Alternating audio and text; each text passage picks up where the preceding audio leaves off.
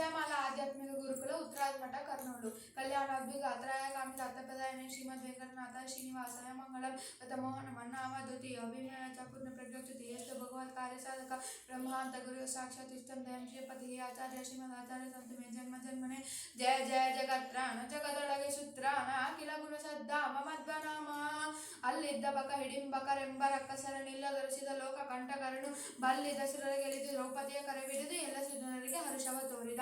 ಇಲ್ಲಿ ಭೀಮಸೇನ ದೇವರ ಪರಾಕ್ರಮವನ್ನು ಶ್ರೀ ಶ್ರೀಪಾದರಾಜರು ತಿಳಿಸಿದರು. ಅರಗಿನ ಮನೆ ಸುಟ್ಟು ಹೋದ ಮೇಲೆ ಗಂಗಾ ನದಿ ತೀರದ ಇನ್ನೊಂದು ದಂಡಿಗೆ ಭೀಮಸೇನ ದೇವರ ಪರಿವಾರದೊಂದಿಗೆ ಬಂದರು.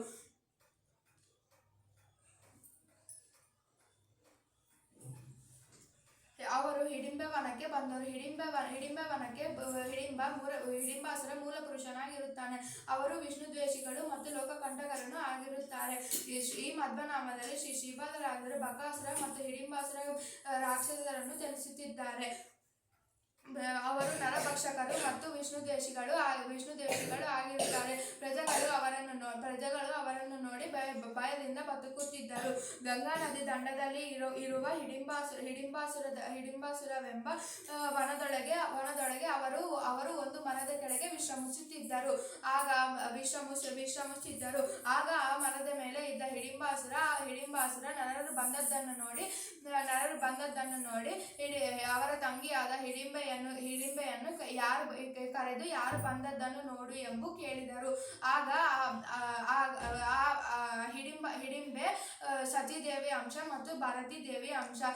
ಹಿಡಿಂಬೆ ಭೀಮಸೇನ ದೇವರನ್ನು ನೋಡಿ ಮುಗ್ಧಳಾಗಿ ಮದುವೆ ಆಗಬೇಕು ಎಂದು ಕೇಳಿದಳು. ಅವಾಗ ಹಿಡಿಂಬೆಯನ್ನು ನೋಡಿ ಹಿಡಿಂಬಾಸುರ ಕೋಪಗೊಂಡು ಯಾಕೆ ಇನ್ನೂ ಬಂದಿಲ್ಲ ಎಂದು ಕೇಳಿದಳು. ಅವಾಗ ಭೀಮಸೇನ ದೇವರು ಮತ್ತು ಹಿಡಿಂಬಾಸುರನಿಗೆ ಮಧ್ಯೆ ಘೋರ ಯುದ್ಧ ನಡೆಯುತ್ತದೆ. ಭೀಮಸೇನ ದೇವರು ಹಿಡಿಂಬಾಸುರನನ್ನು ಕೊಂದು ಭೀಮಸೇನ ದೇವರು ಧರ್ಮವನ್ನು ಕಾಪಾಡಿದರೆಂದು ವ್ಯಾಸರು ಹೇಳಿದರು. ಭೀಮಸೇನ ದೇವರು ಮತ್ತು ಹಿಡಿಂಬೆಗೆ ಹುಟ್ಟಿದಂತ ಮಗನೇ ಘಟೋತ್ಕಚ. ಅವರು ಅಲ್ಲಿಂದ ಏಕಚಕ್ರ ನಗರಕ್ಕೆ ತೆರಳಿದರು. ಅಲ್ಲಿದ್ದ ಹಿಡಿಂಬಕರೆಂಬ ರಕ್ಕಸರ ನಿಲ್ಲದೊರೆಸಿದ ಲೋಕಕಂಟಕರನು ಬಲ್ಲಿದ್ದ ಸುರರಿಗೆಲಿದು ದ್ರೌಪದಿಯ ಕರೆಬಿಡಿದು ಎಲ್ಲ ಸುಜನರಿಗೆ ಹರ್ಷವ ತೋರಿದ. ಅವರು ಅಲ್ಲಿಂದ ಏಕಚಕ್ರ ನಗರಕ್ಕೆ ತೆರಳಿದರು. ಆ ಏಕಚಕ್ರ ನಗರದಲ್ಲಿ ಅವರು ಒಬ್ಬ ಬ್ರಾಹ್ಮಣ ಮನೆಯಲ್ಲಿ ವಾಸವಾಗಿರುತ್ತಾರೆ.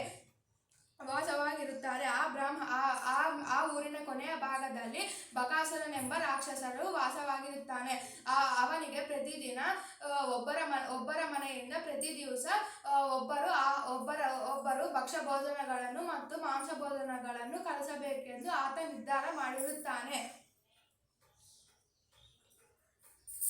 ಒಂದು ದಿವಸ ಆ ಬ್ರಾಹ್ಮಣನ ಪಾಳಿ ಬಂದಿತ್ತು. ಆ ಬ್ರಾಹ್ಮಣ ಮನೆಯಲ್ಲಿರುವ ಎಲ್ಲ ಸದಸ್ಯರು ಹೋಗಲಿಕ್ಕೆ ಸಿದ್ಧವಾಗಿರುತ್ತಾರೆ. ಆವಾಗ ಕುಂತಿದೇವಿ ಬಂದು ಯಾಕೆ ಅಳುತ್ತಿದ್ದಿ ಎಂದು ಕೇಳಿದಳು. ಅವಾಗೆ ಒಬ್ಬ ಬ್ರಾಹ್ಮಣ ಹೇಳುತ್ತಾರೆ, ಈ ನನ್ನ ಮನೆಯ ಪಾಳಿ ಬಂದಿತ್ತು, ಅದಕ್ಕೆ ನಾವೆಲ್ಲರೂ ಸಿದ್ಧರಾಗಿವಿ ಎಂದು ಹೇಳುತ್ತಾರೆ. ಅದಕ್ಕೆ ಕುಂತಿದೇವಿ ಹೇಳ್ತಾರೆ, ನೀನು ಏನು ಅಳಬೇಡ, ಇವತ್ತು ನಿನ್ನ ಮನೆಯಿಂದ ನನ್ನ ಮಗನಾದ ಭೀಮಸೇನ ದೇವರು ಹೋಗುತ್ತಾರೆ. ಭೀಮಸೇನ ದೇವರು ಭಕ್ಷ್ಯ ಭೋಜನಗಳನ್ನು ಮತ್ತು ಮಾಂಸ ಭೋಜನಗಳನ್ನು ತಗೊಂಡು ಬಕಾಸುರ ಇದ್ದ ಒಳಕ್ಕೆ ಹೋದರು.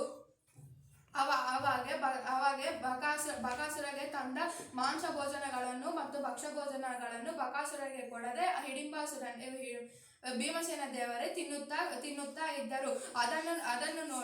ಅದನ್ನು ನೋಡಿ ಬಕಾಸುರ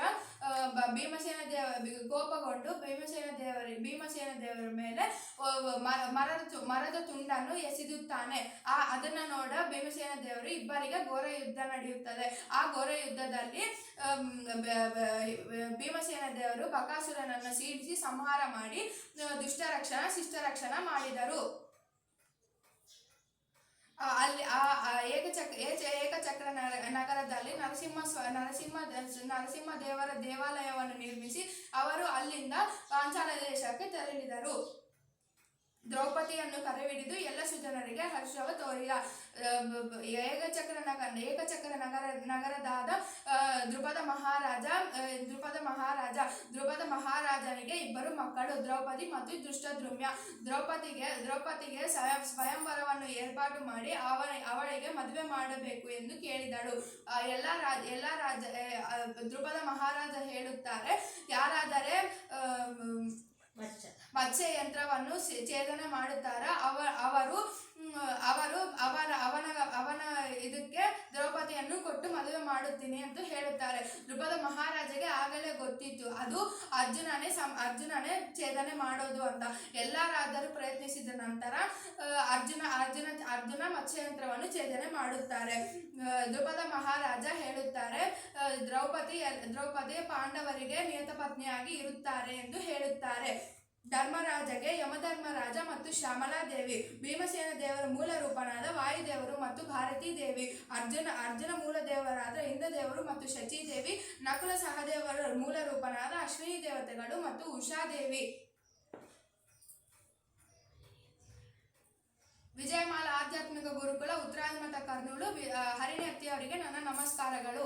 ಶ್ರೀಕೃಷ್ಣ ಅರ್ಪಣಮಸ್ತು.